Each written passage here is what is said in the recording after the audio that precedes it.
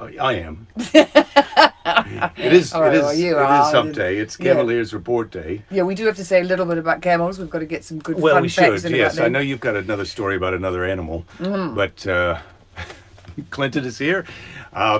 Exciting T-shirts in the works for the Cameleers. All right. Sheila's here. Oh, Jan is Keys here. has got his pants off. Flavia's here. Oh Keys. my goodness.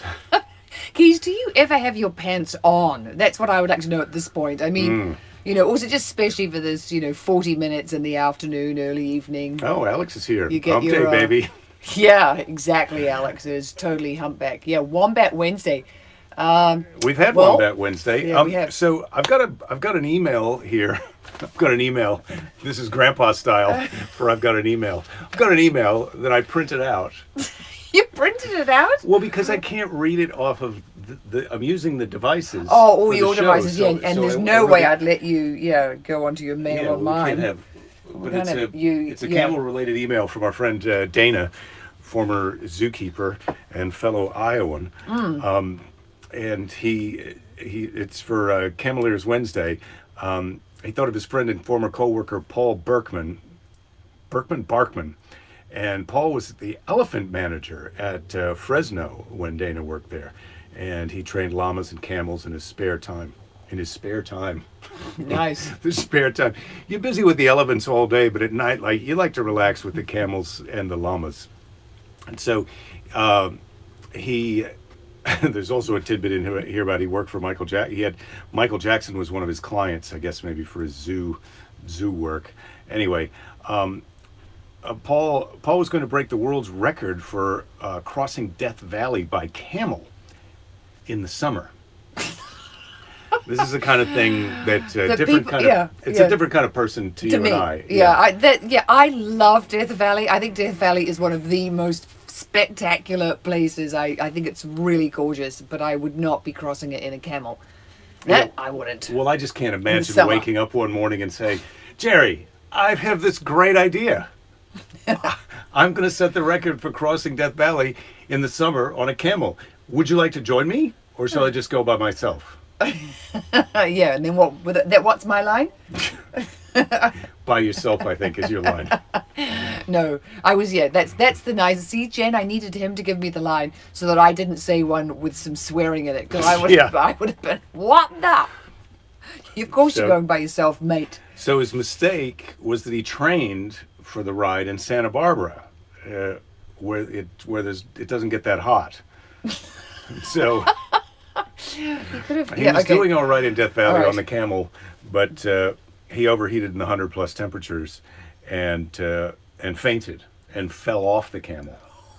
And that's a pretty epic fail. I mean, he didn't die, but that's a pretty big fail. No, that's the worst fail is when you die. Yeah, that's the epicest fail. falls But off just the one step below the epic fail is when you faint and fall off the camel because you're so hot. Yeah, so he falls off the camel trying to cross Death Valley and passes out and falls off. And when he comes to, the camel's got his face right in his face. Oh. Like he's unconscious, and the camel's like, "Are you okay?"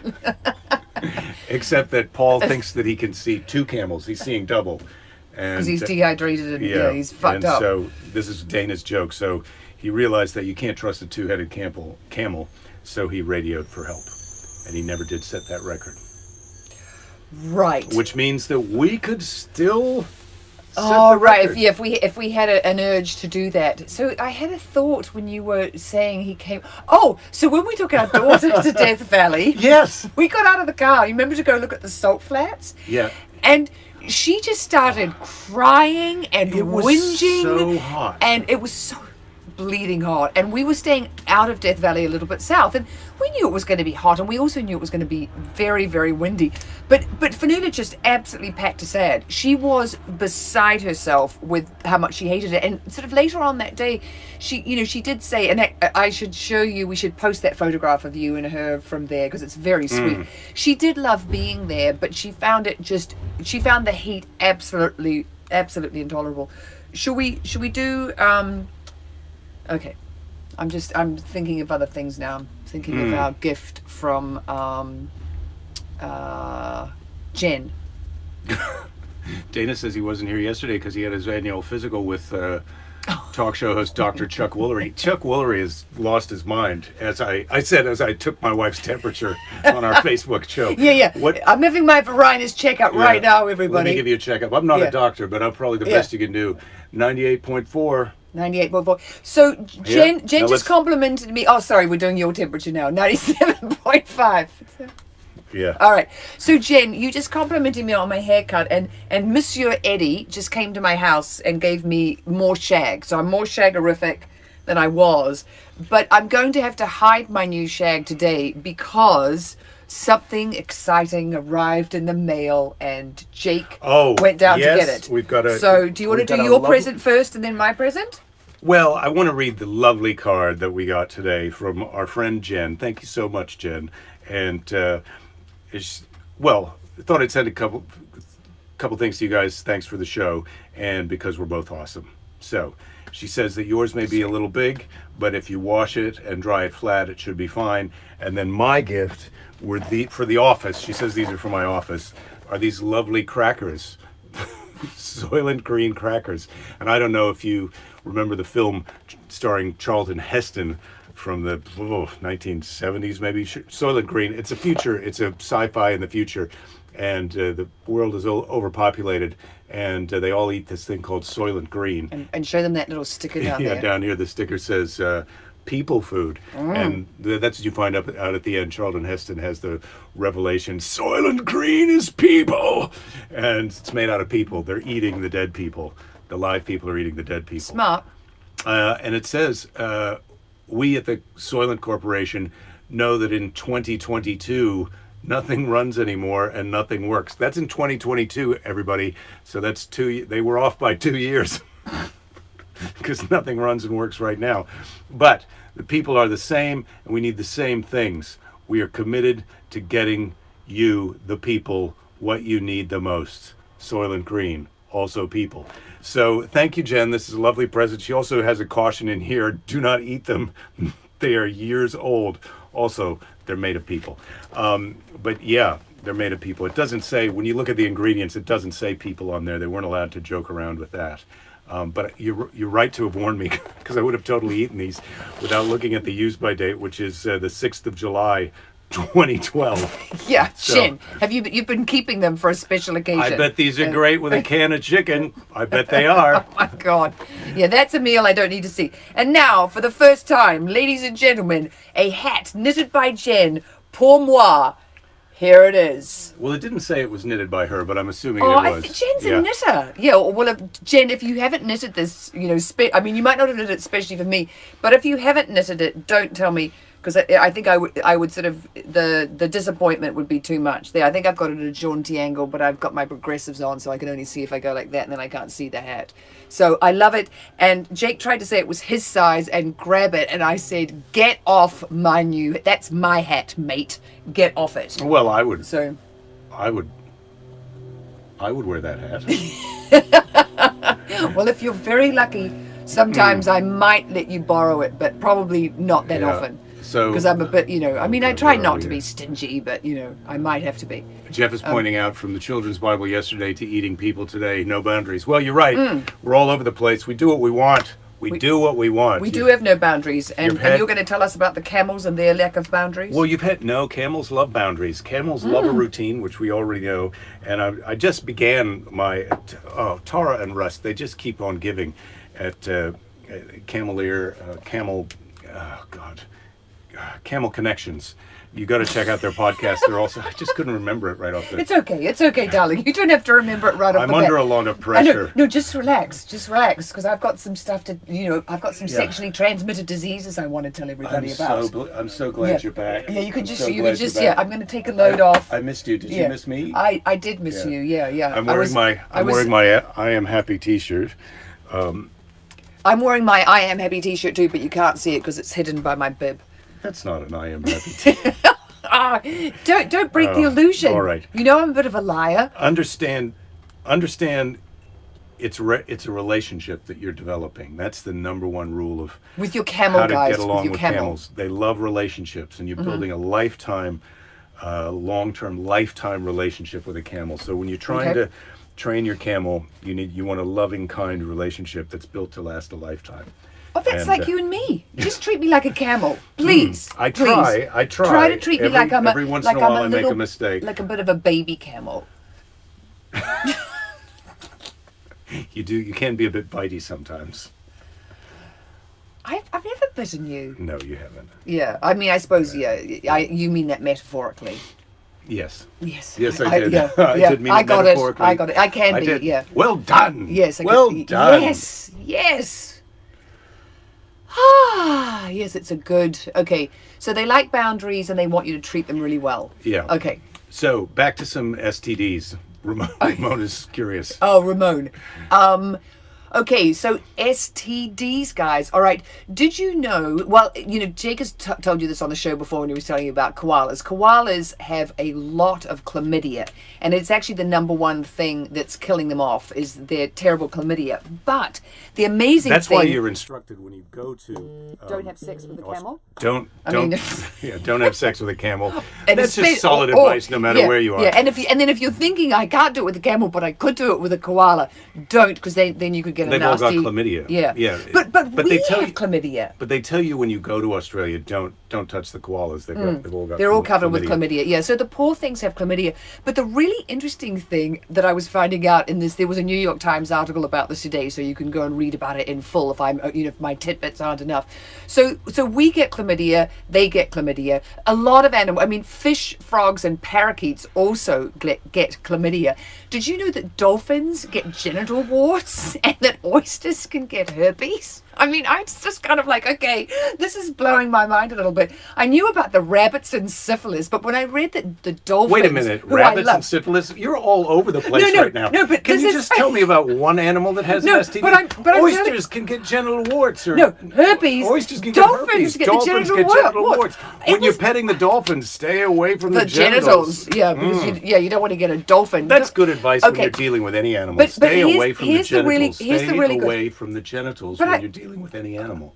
Please. Yeah, that's actually the first thing I do is I stay away from the genitals. Right. I know that. I'm at the other end. I'm at the talking end trying to make friends.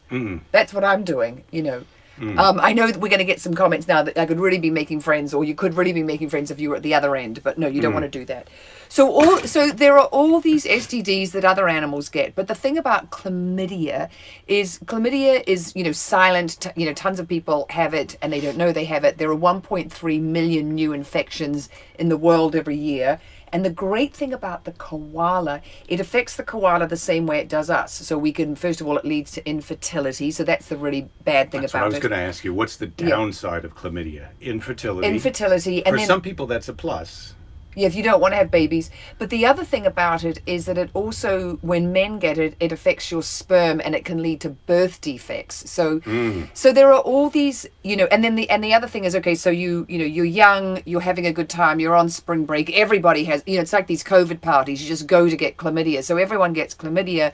But if you get treated and you don't tell everyone else who was on that spring break party, then they keep spreading the chlamydia around, and you don't know till years later, till you go to have your baby, that you've had a rotten case of chlamydia.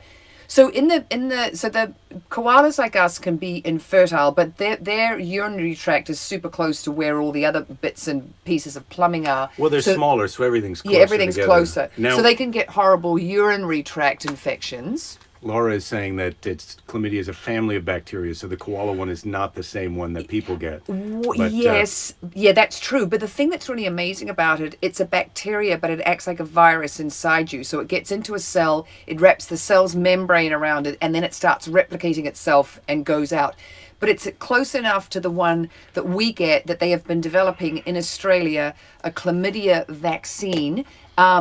I hate to tell you guys, they've been developing it for a decade because that's how long it takes to make a vaccine.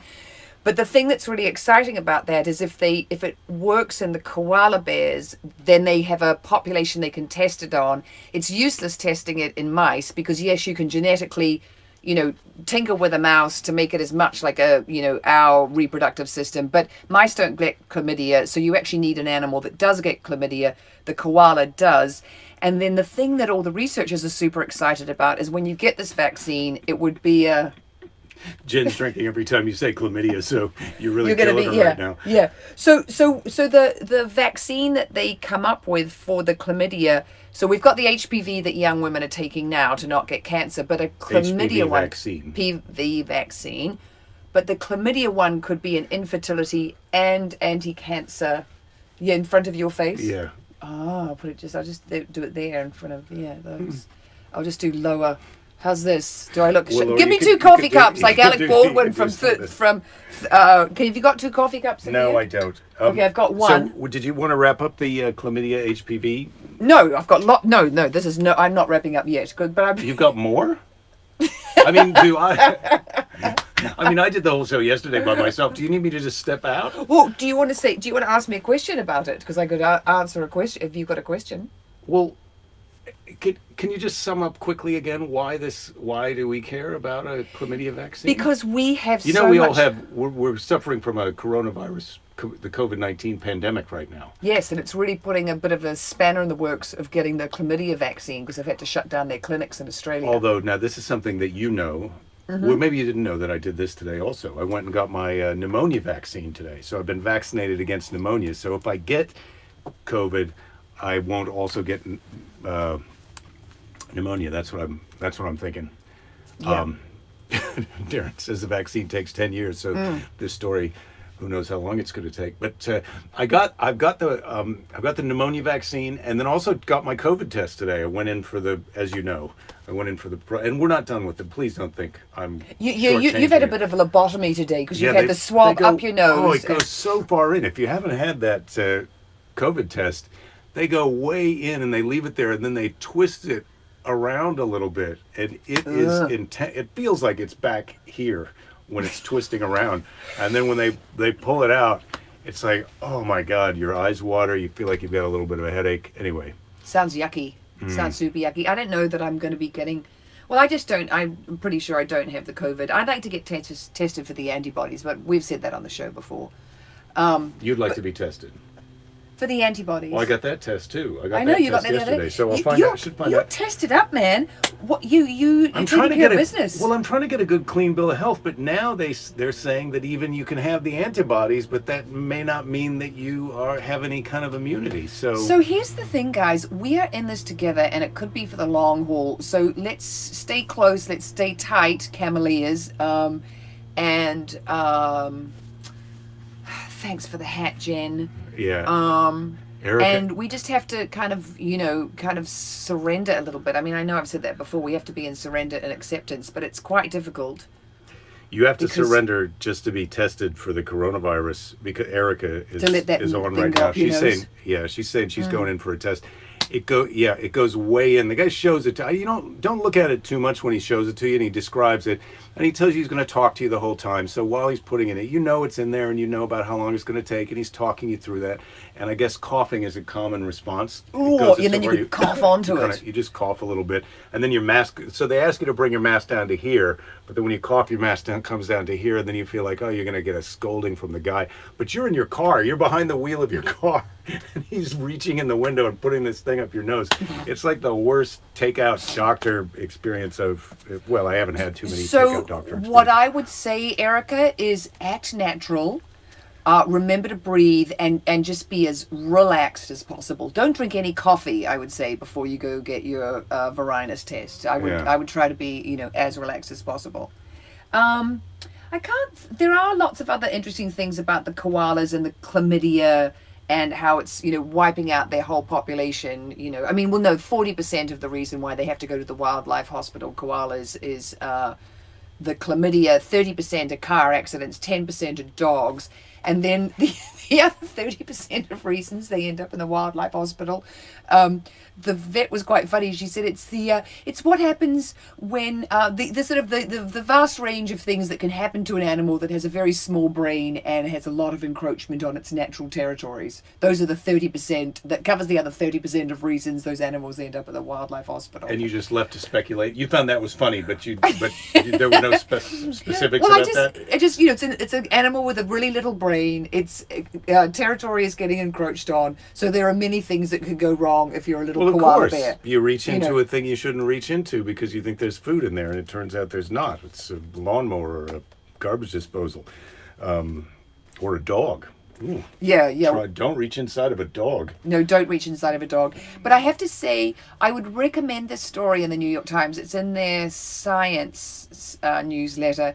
Because when you see the little koala bears, they've got pictures of them lying on the operating tables, and they're obviously, they're been, anesthetized, and they're, getting their, antibiotics in their mouths, or they're having a pelvic exam.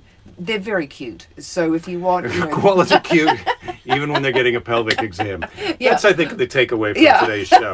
Koalas Me, are cute. on the other hand, I'm not so cute. Because I hate getting a pelvic exam. So Don't I'm sell not. yourself short. Well, maybe it'd be I cute have to to say, you. it was shocking. It was shocking when we went in to meet the doctor you had to have a little getting pregnant surgery, and the gynecologist, I went with you to the gynecologist to talk about the surgery that you were going to have. Oh, and when you see what they do to the lady? He comes in to give you an exam, and he opens the door and says hello and walks over, and then as he arrives at the table, he's got his hand inside of you. And I was like, whoa, buddy, hey. How about a little conversation? Yeah. It was so like, what the hell? Who do you think you now are? you- I yeah. almost punched him. Well, this is the thing for ladies going to the gynecologist. I'm not going to tell you what it was like the first time I went when I was a teenager. Please don't. No, I'm not, because it's a really horrible. We've been through a lot. We've been through a lot. It was like a sexual assault. I was like, oh my God. But yeah, no. But anyway, the koalas having their pelvic exam, it's very sweet. And that all these people love the koalas, are trying to save them, and, have spent 10 years working on a vaccine. Here's the other thing. I'll tell you, this is just the one last bit about koalas, because it's quite interesting. So a mouse, super teeny, you can have it in a cage in a lab, and it's very inexpensive. It costs $2,000 every time they do a medical examination just to get the koala out of the tree back to the lab, to even see if it's got some chlamydia to be dealt with. So and there really is a laboratory that's named after John Oliver, the John Oliver Koala Chlamydia Lab, or whatever it's called. Yeah, that was in the comments here earlier. Yeah, because one of his fans gave a donation in his name. He said that on the show once, and I'm like, oh. Jen's asking about the forehead bruise. I think I banged my head. It's one of those age-related injuries. I banged into something. I have no idea. Yeah, it wasn't me, everybody. It wasn't me. Bro, I didn't. No, I'm the one who flinches, not you. No, I'm the one with the bruise. Scoreboard. Yeah, no, I'm the I just did a really bad flinch. I sort of did a sideways, like Quasimodo, like. Would you like? I'm going to ask you a question, and this is I'm getting warm in my lovely hair. This is such a ridiculous question that I'm going to ask it in a way that I think it makes it more funny. Okay. Who taught you how to ride a bike? My fucking mum. And Really? my dad. Yeah, mainly my mum, I think. My mum and my dad. I still remember my first bike. It was blue. I think I was 5. Oh, I loved that thing. But where we lived, on the opposite side of Beresford Street, which was we lived in Bayswater, which is a suburb of Auckland, there was this big concrete block fence, and I would be riding along doing fantastically well, and as soon as I got near the house where the concrete block fence was going to be on my left hand side, I got all like. I thought you were going to say your mom run over to you, push shove you. You going into the fence? No, she didn't do that. No, come She's on. better at riding a bike. Yeah. Yeah, so Ed is saying whoever had koala pelvic exam on their card is a winner. Whoever bet koala pelvic exam, that's the phrase of the day that pays. So let's see. Maybe I fell down the stairs. I don't think I fell down the stairs. We have a spiral staircase, which every once in a while oh God, I just banged my hand into demonstrating the story, and I hit the bruise. Hurts a little bit. I'll be fine. We have a spiral staircase designed by a friend of ours who's an artist, and it's got really intense metal bits. It's the actual stair bits are wood. It's a nice big wide one. It's a work of art, and then it's got these really cool pieces of glass up the side of it. But when we built the house and moved in, and I was pregnant when we moved in, they're like, this is the house that you built to raise a baby in, and you've got this stairwell which is like instant death. It's the garden guys. And I have to tell them one thing. Do you need to talk to the yard I guys? do have to tell them. Yeah, Just have 5 more minutes of the show. I have to put a mask on because they've all Should we tell the Cameleers? Yeah, all the yard guys have had COVID. COVID. They've recovered, but Or someone in their family's had it. It's been quite a big deal. oh, there's a mask over there by the door if you want to go out. Yeah. But I've been wearing that mask, but I don't suppose That's it matters. the sock monkey. 'Cause Well, we've you've been had your trading. tongue in my who are we? Just French kissing, Easy. guys. That's all. Take it That's down. all. Yeah, I mean, French. just a little. What else do you call it? What do you want? Another question? A little bit of snark? Well, I'll have a question, but I just do have to tell them. Oh, yeah, because here he goes with the hose. Hold it. Oh, this is something about some hose-related business. Yeah. Oh God, some of these questions in the question box, I have to say, and I'm not putting them in the back as I am. Hey, how you doing? Oh, well, this is a good question. So I've got a good question for when she comes back. Please, no water on this. She's asking for no water on one of the plants. It's a constant struggle, really, around here to find out how much water you should put on any given plant to keep it from dying. And when you get it wrong one way or the other, it begins to die. And well, I don't think there you got that. Anyway, let's check the fun meter. We're about in the middle here, and the show's almost over. I don't know where Belinda's going now, and what I can do next, except maybe a bit of snark. All right, here we go. Let's take a look. Movies. How about some movie snark? This is from Marlon Brando. You're back here just in time for some Marlon Brando snark. I don't have any stories about Marlon Brando. You don't need a story about Marlon Brando because I've got some snark from him in the book. Yes. Okay. I've got one other little. Yes, I'm ready. Hello. An actor is a guy who, if you ain't talking about him, he ain't listening. I didn't realize Marlon Brando was saying ain't all the time. I mean, we're saying it twice in that sentence. Well, you never read that sentence before, No. is what I would say. What is Billy Wilder said, yes, I shot a few scenes out of focus. I wanted to win the Foreign Film Award. Oh, that's some That's snark. a bit of a, he's That is some he's snark. having to go with those foreigners, Yeah, Billy. nicely done, Billy Wilder. I got a question for you. Uh-huh. If you could have any view from your back porch, what would it be? The Carry Beach. Describe it. So Carry Beach is on the west coast outside of Auckland, and Auckland, I think I told you guys the other day, so New Zealand is on the Ring of Fire.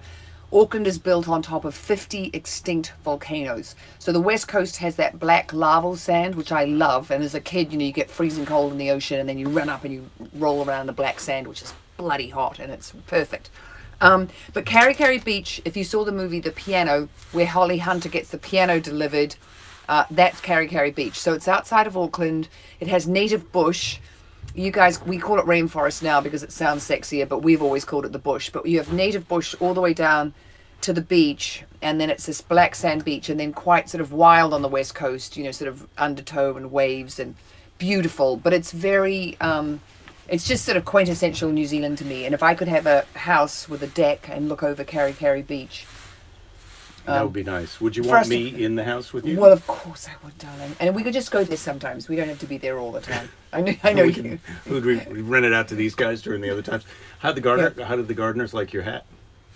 Well, they didn't talk about the You're hat. trying to look at it in the mirror. Yeah. Did you forget you had it on? No, I can see it there. No, no, because I was trying to make sure that they didn't kill a couple of plants, and then I also wanted to ask about Luis, because he had the coronavirus, but Yes.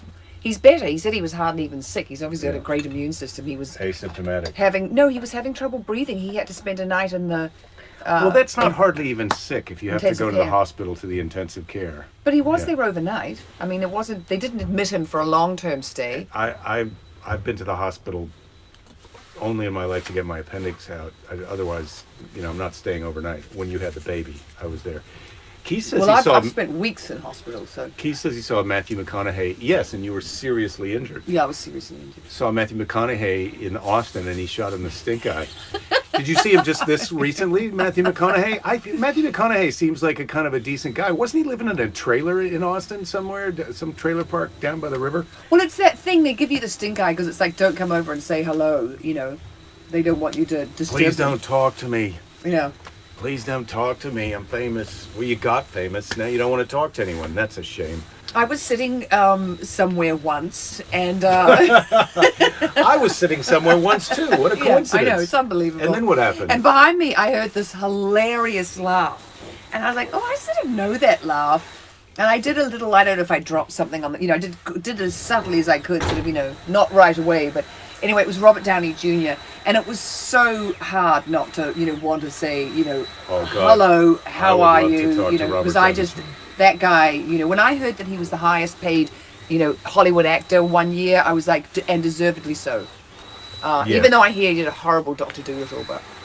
Yeah, Dr. Dolittle, I heard it was a major was pretty tanko. bad. Yeah. But if I ever fly in an airplane, I'll look forward to seeing it. Yeah, that's where you watch. That's where I watched that Mad Max God. with Tom we may Hardy not even be allowed Charlize to leave. Theron. We may not even be allowed to leave the state anymore because of the virus. I mean, we're doing forget badly. about getting to leave the country. But that's a story for another day. Oh, I just got a bit of ginger. Joan says naked and playing the bongos. Oh yeah, I guess he liked playing the bongos. Matthew McConaughey. Hey. Now they're outside the door with the leaf blower.